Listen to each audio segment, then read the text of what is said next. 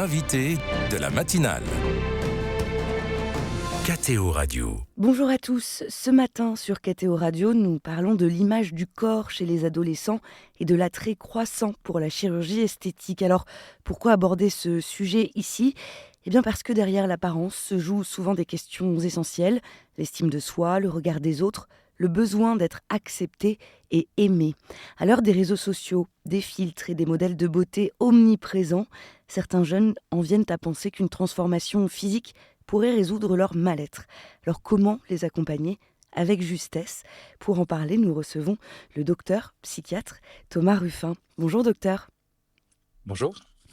Dans un récent document publié par le Vatican, Quo Vadis Humanitas, on peut dire que les progrès de la chirurgie esthétique associée à la pharmacologie offrent des outils qui modifient considérablement le rapport à son propre corps et donc à la réalité et aux autres. Et il en résulte un culte du corps généralisé. On désire un corps parfait tout en rêvant de fuir son corps concret et ses limites. Est-ce que cette réflexion rejoint ce que vous observez chez les adolescents aujourd'hui ? Alors oui, et plus généralement dans la société actuelle, on observe une société de la réponse rapide, immédiate, éventuellement sans effort. Et les progrès de la chirurgie et de la médecine à visée esthétique renforcent et permettent ça. Pourquoi l'image du corps occupe-t-elle une place si importante, particulièrement à l'adolescence ? Alors, pour vous répondre, l'enjeu principal, l'enjeu premier de l'adolescence, c'est de s'individualiser et de construire son identité d'adulte. Et dans cette construction, la première étape se fait généralement par l'appartenance à un groupe qui sert de relais. Et l'apparence est un aspect central dans l'appartenance au groupe, dans l'acceptation par l'autre. Et donc, c'est souvent le premier aspect qui est investi par l'ado pour construire cette identité. Et à quel moment un complexe fait-il partie du développement habituel de l'adolescence ? Et à quel moment est-ce que ça devient le signe d'une souffrance plus profonde ? Alors, dans cette construction d'identité, l'adolescent a besoin de construire l'adolescent et l'adolescente ont besoin de construire leur confiance en eux. Et la confiance en soi, elle se construit dans la relation à l'autre. Quand je fais l'expérience de relation qui se passe bien, je l'intègre, ma confiance en moi s'améliore et ça devient un cercle vertueux. De la même façon, le cercle peut se dérouler dans l'autre sens et devenir un cercle vicieux et c'est là que le complexe prend sa place. Le complexe, c'est un point qu'on cible en se disant c'est la faute de ce truc-là, c'est la faute de ce problème-là si le reste ne fonctionne pas. Et quels sont les complexes les plus fréquents que vous rencontrez chez les jeunes ? Alors, ce que j'observe moi beaucoup, surtout chez les jeunes filles, c'est des complexes autour du poids, particulièrement certaines zones du corps, le ventre, la taille, les hanches. Heu, Beaucoup de complexes de visage, sur, on va dire le nez, les oreilles qui sont des grands classiques et puis, plus âgés, notamment chez les hommes, beaucoup de complexes sur les cheveux par exemple, heu, pour citer, quelques sujets classiques. Et est-ce qu'il y a des signaux d'alerte qui doivent, là si on s'adresse aux parents qui nous écoutent, qui doivent particulièrement les inquiéter ? Alors, d'une façon générale, les signaux d'alerte, autour, de ces complexes sont les mêmes que les signaux d'alerte, généraux chez les adolescents. Un changement, complet et brutal et notamment un changement du groupe d'amis. Heu, les amis qu'on a de très longue date qui d'un coup, disparaissent, du tableau au profit de nouveaux amis, c'est quelque chose qui doit, tirer la sonnette d'alarme. Un effondrement scolaire, le refus de sortir, tout changement, un peu radical, heu, doit éveiller un peu de vigilance. Alors, depuis une dizaine d'années, la demande d'actes esthétiques chez les plus jeunes est en augmentation. Quel rôle jouent les réseaux sociaux, selon vous, dans ce phénomène ? Alors, un grand rôle, je dirais. En 2017 déjà, les chirurgiens esthétiques américains publiaient dans une grande revue, et mettaient en garde contre ce qu'ils appelaient le syndrome de Snapchat ou la dysmorphie de Snapchat, De qui quoi s'agit-il correspond. exactement ? Vous pouvez nous expliquer ? Alors, c'était, comme ça qu'ils appelaient une augmentation, assez massive, plus 30 de demandes de rhinoplastie pour correspondre à, l'image que renvoyaient les selfies.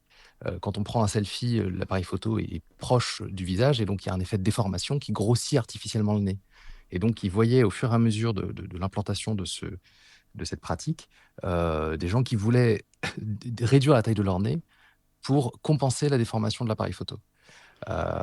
Et plus récemment, on a montré, et je pense que c'est quelque chose quand même de vraiment important, des chercheurs chinois, je crois, ont travaillé là-dessus, sur ce qu'ils appellent le TikTok Pretty, c'est-à-dire des biais des algorithmes typiquement de TikTok, mais de différents réseaux sociaux, qui vont mettre en avant certaines caractéristiques de visage, certains ratios d'espacement des yeux, de forme géométrique de certains aspects du visage, qui vont mettre en avant certains contenus et favoriser une sorte de beauté uniformisée.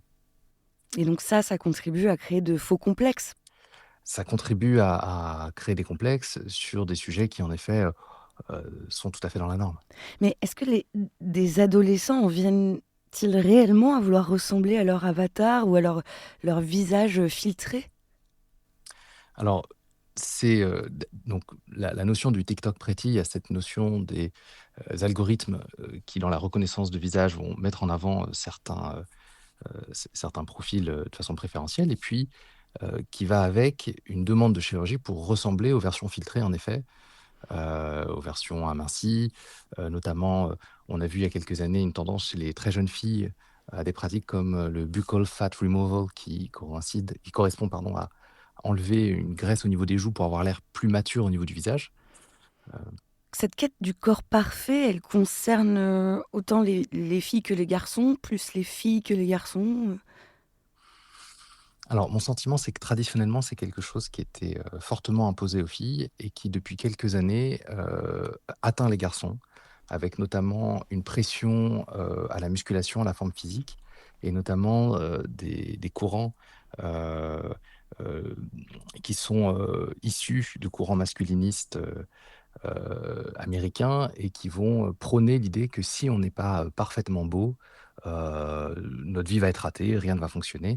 Et donc, qui mettent en avant des concepts comme l'idée de looks maxing, qui est de maximiser sa capacité à être beau, avec des choses qui vont du inutile au dangereux, euh, avec, bah, pour anecdote un peu surprenante, certains adolescents qui vont se frapper le visage pour faire gonfler certaines zones, pour déformer les os. Se frapper eux-mêmes le visage, vous voulez dire? Tout à fait, tout à fait. J'allais vous demander justement comment la chirurgie esthétique, elle est devenue, une réponse possible à certains mal-être, chez des adolescents. Mais là, en vous écoutant, on comprend qu'il y a aussi hem, quelque chose de cette quête du Tout à corps fait. parfait, par nous-mêmes. On voit une augmentation de la demande de chirurgie, on voit aussi beaucoup une augmentation de la demande d'actes de médecine, c'est-à-dire d'injections, de modifications qui vont être techniquement plus légères, mais aussi plus accessibles. Et surtout à l'adolescence, un âge où il n'y a pas forcément beaucoup de ressources, ni financières, ni enfin, de capacité à aller vers, on retrouve aussi des pratiques sauvages. Et c'est plutôt ça qui est problématique. En réalité, si un adolescent va voir un chirurgien, et pour avoir discuté avec un certain nombre de mes confrères, les chirurgiens vont être très attentifs à la demande, vont prendre le temps de la réflexion, chez des mineurs, en discuter avec les parents. Et donc, ça va être l'occasion de remettre les choses en perspective, peut-être de rassurer. Un corps, ça change enfin, toute la vie, mais la maturation du corps adulte, elle peut se finir vers 25-30 ans. Et donc, Heu, je me rappelle notamment de cas de jeunes filles, à 16-17 ans qui se questionnent sur leur poitrine.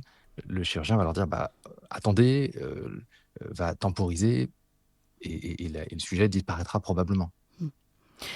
Vous dites, en préparant l'entretien, c'est toujours une pièce, avec 2 faces, le regard de l'autre et le regard de soi. Mmh. Qu'est-ce que vous entendez Oui. par là? Alors, je rejoins un petit peu cette question de la confiance en soi.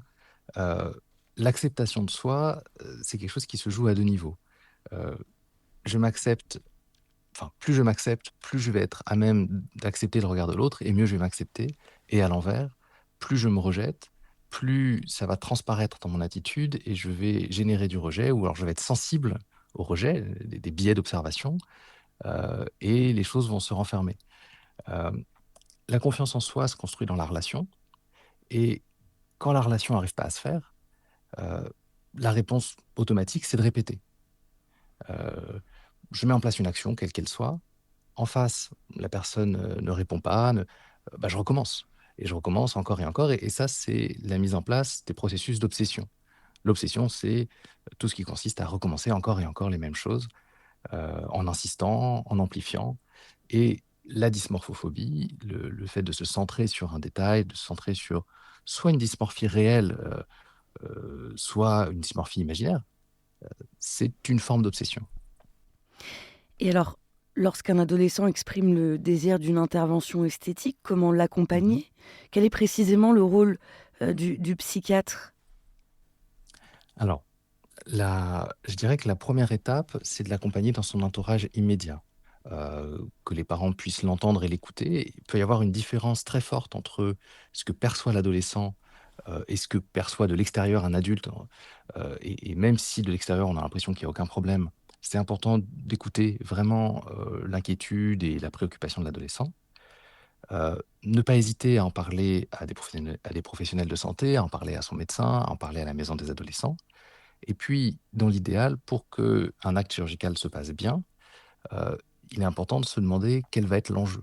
Quelle va être la demande, cachée, derrière la demande de modification corporelle. Oui, c'est ça, derrière Et la question ça du nez, de la peau ou du poids, ouais, c'est d'aller plus profondément tout comprendre à le fait. mal-être. Mmh. De quoi il se joue? D'autant que ce qui est particulier dans une opération chirurgicale, c'est que la transformation à proprement parler est immédiate. On on est endormi, on se réveille et quelque chose a changé. Et il faut un temps d'acceptation de ce nouveau visage, de cette nouvelle apparence. Et donc, c'est important d'accompagner la personne. Les chirurgiens, en général, sont attentifs à ça. Ils n'hésitent pas à envoyer à une psychologue, à envoyer à un psychiatre quand il y a la moindre question. Quel message, docteur, aimeriez-vous adresser aux adolescents qui souffrent aujourd'hui de leur apparence et qui pensent que leur bonheur dépendra d'une transformation physique? Alors, s'il y a un message que je voudrais laisser aux adolescents, c'est si vous êtes préoccupé par quelque chose qui concerne votre physique, ne restez pas seul avec. Parlez-en à vos parents, parlez-en, à un professionnel de santé, parlez-en autour de vous. Heu, parfois, on lève le doigt sur quelque chose qui, en effet, peut être médicalement modifié. Parfois, ça permet de commencer une réflexion et de se dire: «Bah, qu'est-ce que ça changera? Comment changer autrement?»